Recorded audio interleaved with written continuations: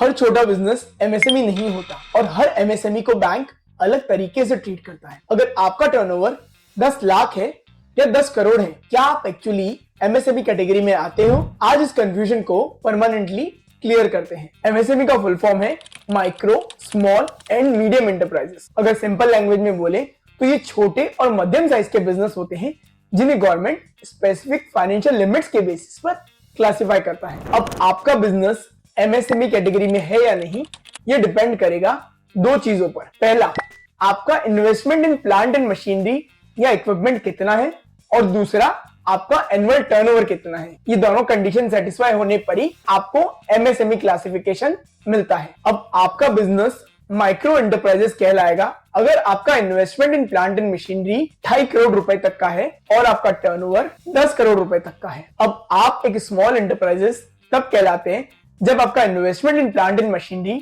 2.5 करोड़ से तो ऊपर है लेकिन 25 करोड़ या उसके अंदर है, और आपका टर्नओवर 10 करोड़ के तो ऊपर है लेकिन 100 करोड़ का या उसके अंदर है। अब अगर आपका इन्वेस्टमेंट 25 करोड़ से ऊपर का है लेकिन 125 करोड़ रुपए तक का या उसके अंदर है, और आपका टर्नओवर 100 करोड़ के ऊपर है लेकिन 500 करोड़ या उसके अंदर है, तो आप एक मीडियम एंटरप्राइजेस कहलाते हैं। अब कई बार लोगों को ये कंफ्यूजन होता है कि उनका टर्नओवर तो माइक्रो कैटेगरी की रेंज में है लेकिन investment in plant and machinery small category की रेंज में चला गया है, तो इसमें उनकी कैटेगरी कौन सी होगी? तो इसका जवाब है दोनों पैरामीटर में से जो भी ऊपर जाएगा वही आपकी फाइनल कैटेगरी डिसाइड करेगा। अगर एक पैरामीटर भी लिमिट क्रॉस करे तो कैटेगरी ऑटोमेटिकली ऊपर वाले पैरामीटर की ली जाएगी। चलिए इसे एक सिंपल से एग्जांपल से समझते हैं। आपका टर्नओवर है 8 करोड़ और investment in plant and machinery है 3 करोड़। अब टर्नओवर माइक्रो रेंज में है लेकिन इन्वेस्टमेंट स्मॉल रेंज की कैटेगरी में है, तो यहां पर आपकी फाइनल कैटेगरी होगी स्मॉल एंटरप्राइजेस। दूसरा एग्जांपल, अगर आपका टर्नओवर 150 करोड़ है और इन्वेस्टमेंट 20 करोड़ का है तो इन्वेस्टमेंट स्मॉल रेंज में है लेकिन टर्नओवर मीडियम रेंज में चला गया है, तो आपकी फाइनल कैटेगरी होगी मीडियम एंटरप्राइजेस। अब एक बहुत इंपॉर्टेंट टेक्निकल बात समझ लीजिए, जब हम इन्वेस्टमेंट की बात करते हैं तो एमएसएमई कैलकुलेशन में लैंड और बिल्डिंग का कॉस्ट काउंट नहीं होता, सिर्फ प्लांट एंड मशीनरी या बिजनेस इक्विपमेंट का वैल्यू ही काउंट होता है। एग्जांपल के लिए, अगर आपने 3 करोड़ की फैक्ट्री बिल्डिंग खरीदी है लेकिन मशीनरी 1.5 करोड़ की है तो एमएसएमई कैलकुलेशन के लिए 1.5 करोड़ ही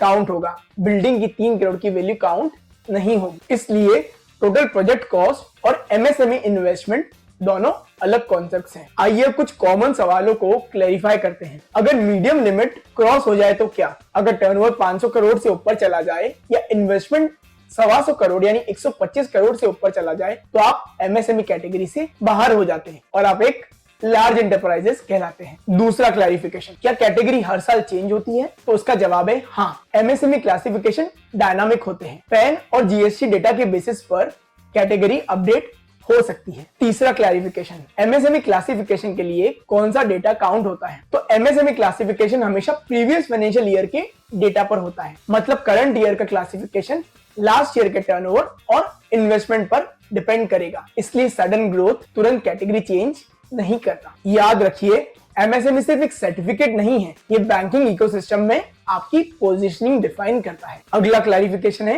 क्या ट्रेडर या फ्रीलांसर एमएसएमई हो सकता है? तो उसका जवाब है हाँ, ट्रेडर हो, मैन्युफैक्चरर हो, सर्विस प्रोवाइडर हो, अगर आप फाइनेंशियल क्राइटेरिया मीट करते हो तो आप एमएसएमई हो सकते हो। रजिस्ट्रेशन हमेशा उद्यम पोर्टल के थ्रू होता है। एक आखिरी क्लैरिफिकेशन, बैंक्स को आपके एमएसएमई होने या ना होने से फर्क क्यों पड़ता है? बैंक को फर्क इसलिए पड़ता है क्योंकि बैंक्स को अपने टोटल लेंडिंग का एक fix percentage priority sector lending के अंडर देना होता है। एमएसएमई उस पीएसएल कैटेगरी का एक मेजर पार्ट है, तो अगर आप एमएसएमई कैटेगरी में आते हो तो बैंक के लिए आप रेगुलेटरी टारगेट का हिस्सा बन जाते हो। लेकिन याद रखिए, एमएसएमई होने का मतलब ऑटोमेटिक लोन अप्रूवल नहीं होता। बैंक फिर भी कैश फ्लो, रीपेमेंट कैपेसिटी और रिस्क इवैल्यूएट करता है। आज के बाद एमएसएमई डेफिनेशन को लेकर कोई भी कंफ्यूजन नहीं रहना चाहिए। ऐसे ही प्रैक्टिकल एग्जांपल्स के थ्रू हम एमएसएमई और बैंकिंग के टफ कॉन्सेप्ट्स को सिंपल बनाएंगे। लाइक, शेयर और सब्सक्राइब करना मत भूलना। मैं हूं सीए अल्पेत भंडारी